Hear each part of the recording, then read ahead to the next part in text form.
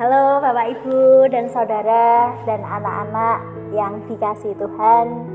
Bagaimana kabarnya? Kiranya kita semua senantiasa diberkati Tuhan dengan cinta dan kebahagiaan. Amin.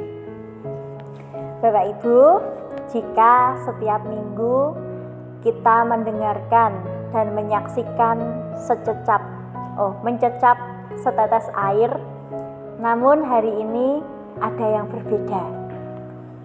Kali ini saya akan bercerita tentang perjalanan saya dalam mengikuti proses pemanggilan pendeta di GKJ Sumber, dari awal perkenalan sampai masa orientasi ini. Dan bertepatan dengan diuploadnya video ini, maka masa orientasi saya sudah selesai. Dan tujuan saya membuat video ini supaya kita berasa lebih dekat dan lebih mengenal.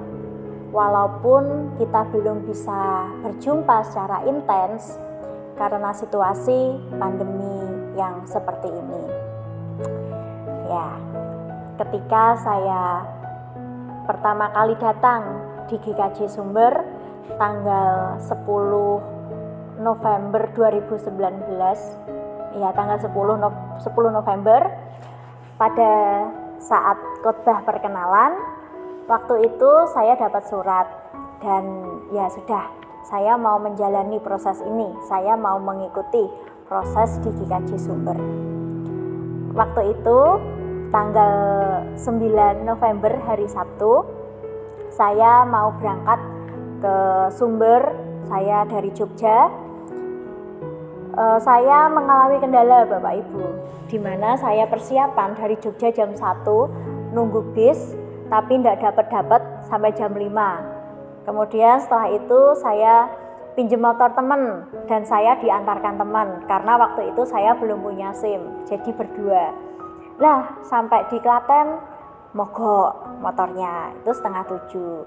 Nah, kemudian saya ada teman di Klaten, saya pinjem motornya dan dipinjemi. Delalai sampai Klaten kota, bannya bocor.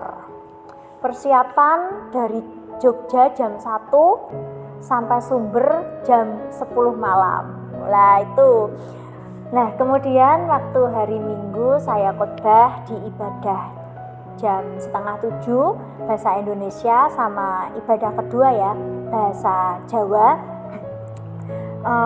Di situ saya berjumpa dengan jemaat di sini.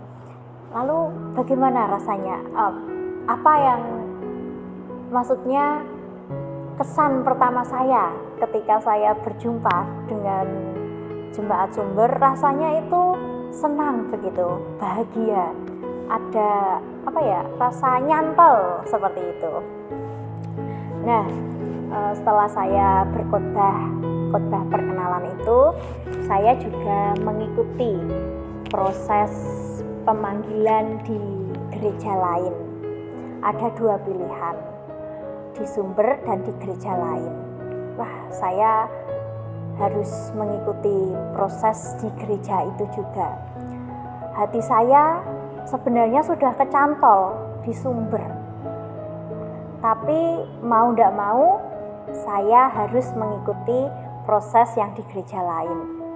Di sini saya merasa berat, merasa dilema begitu. Tuhan, ada 2 pilihan. Di satu sisi saya harus mengikuti proses di gereja lain, tapi di satu sisi hati saya sudah kecantol di Sumber. Nah, kemudian setelah di perjalanan, saya waktu itu masih di Jogja karena harus menyelesaikan skripsi. Saya pulang ke Purwodadi. Saya naik sepeda motor dan melewati Solo. Di situ, ya Tuhan, rasanya itu ketika di Solo, di hati itu ada srek, ada bahagia. Ya, tapi di sisi lain saya harus mengikuti proses di gereja lain itu. Nah, di situ ya sudah, saya benar-benar berserah sama Tuhan.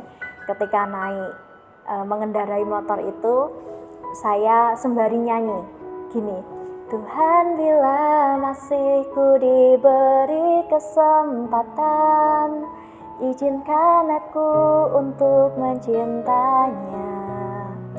Namun bila waktuku telah habis dengannya, biar cinta hidup sekali ini saja. Waktu itu saya benar-benar berserah Tuhan, jika memang saya tidak Engkau tempatkan di sumber, mampukan aku untuk dapat melepaskan, untuk dapat merelakan sumber. Tapi jikalau Tuhan menempatkanku di sumber, kiranya Engkau buka jalan yang lain. Nah, karena saya yakin tidak ada yang mustahil. Semua itu sudah diatur oleh Tuhan. Nah, di situ akhirnya karena saya udah belajar melepas, belajar merelakan jika saya tidak di sumber. Dan tapi ternyata Tuhan mengizinkan saya di sumber. Jadi ya izinkan aku untuk mencintai sumber begitu.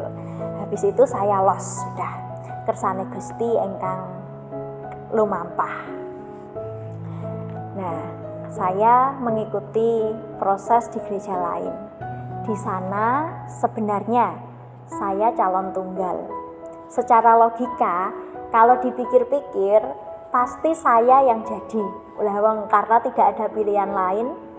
Tapi ternyata ketika saya menjalani proses di gereja tersebut, hati saya kok berat.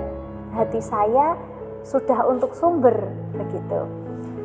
Karena bagi saya Bapak Ibu, segala sesuatu itu perlu didasari dengan cinta. Segala sesuatu itu harus dengan hati. Akhirnya saya memutuskan untuk mengikuti proses di sumber, yang pada waktu itu saya masuk ke 5 besar. Masih ada tahapan seleksi yang harus saya ikuti. Dari 5 menjadi 3, 3 menjadi 1. Kalau dipikir-pikir, bisa saja saya tidak lolos seleksi.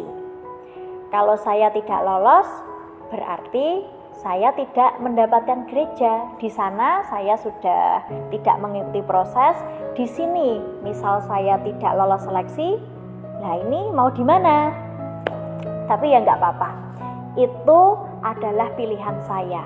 Itu konsekuensi yang harus saya terima. Sing penting bagi saya, segala sesuatu itu dari hati. Jalani semuanya dengan cinta.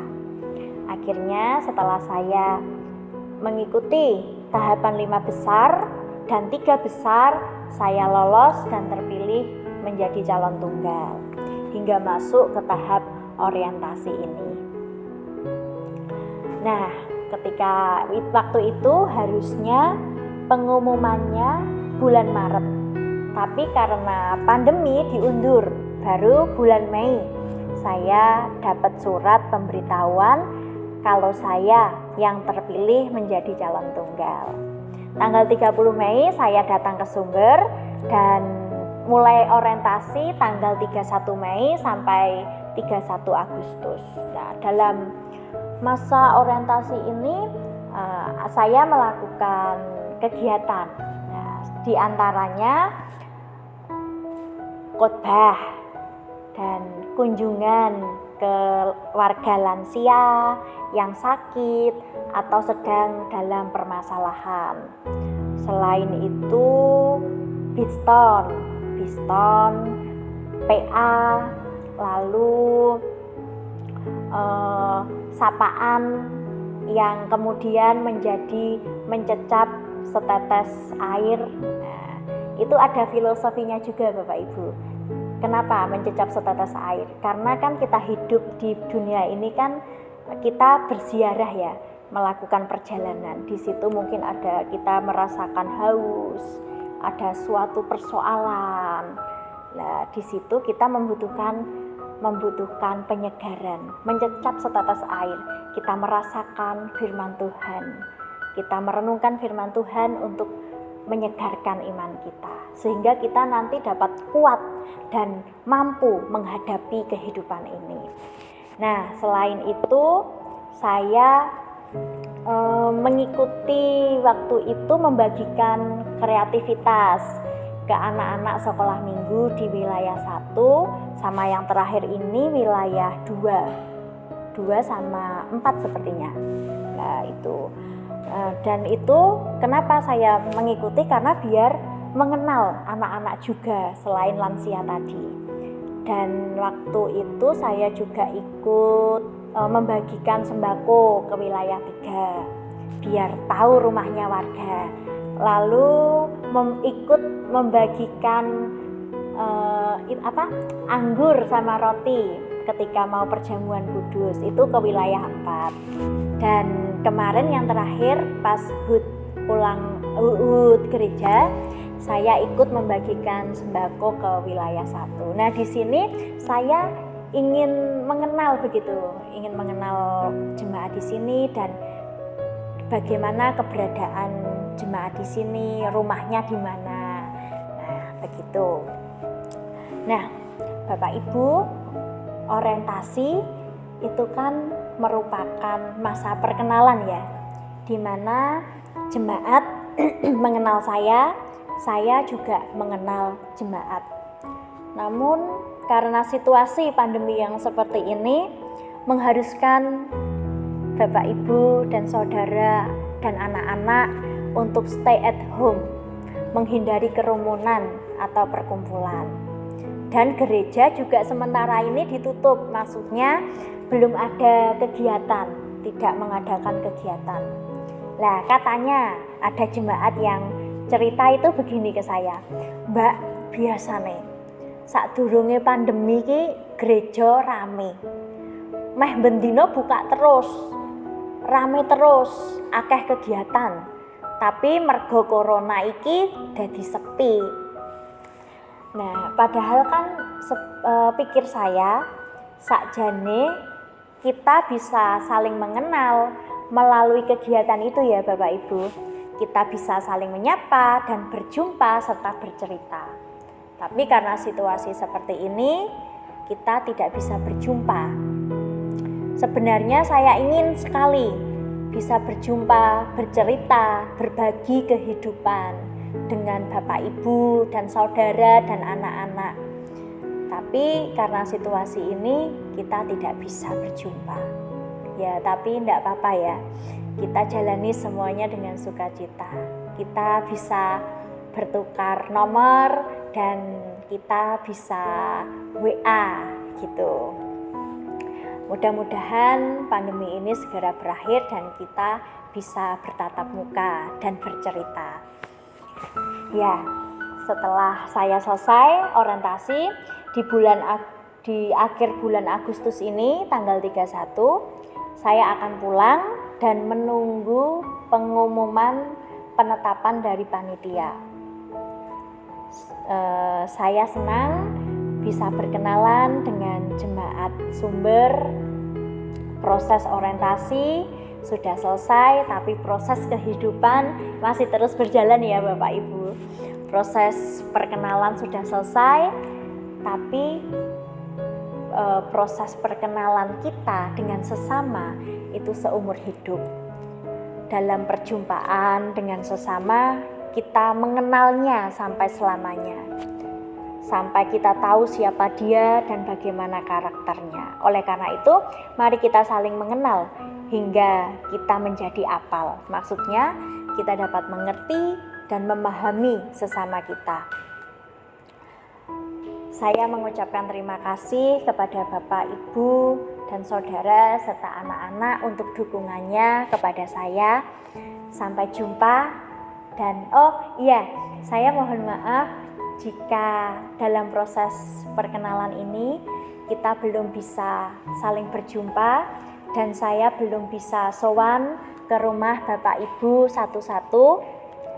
Dan jika nanti kita serahkan proses selanjutnya kepada Tuhan, kita memohon kiranya Tuhan menolong kita dalam proses ini. Terima kasih dan kiranya Tuhan memberkati.